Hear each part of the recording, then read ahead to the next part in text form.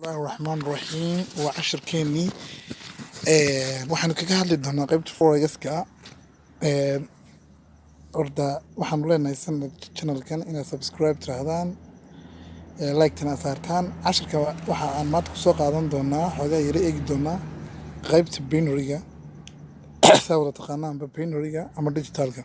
binary-ga caawa oo OTC-dii lacaga la dhahaa ee shaqaynaya oo 790 bay marayaan boqolkiiba haddaba sidee aad markaa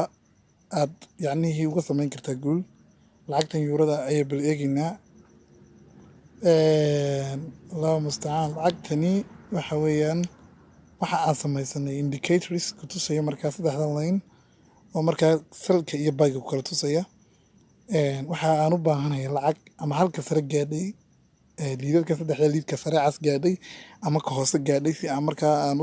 u garan karo inaan ku geli karo buy inaan ku geli karo sell inkastoo lacagahan aad iyo aad u magaranaysa dangerskoodu badan yihiin bal haddana lacagtan way bartankay marsaa lacagtan noo anfacayso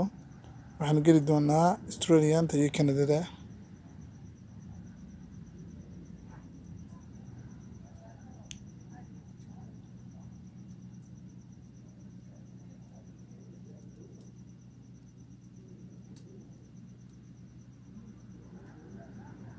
Australia iyo Canadadii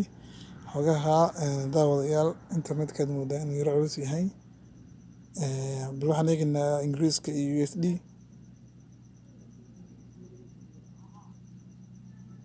internetka xogaaga cusub cashirkan isagoo faahfaahsan insha Allah waxaan soo gelin doonaa cashirka ku xiga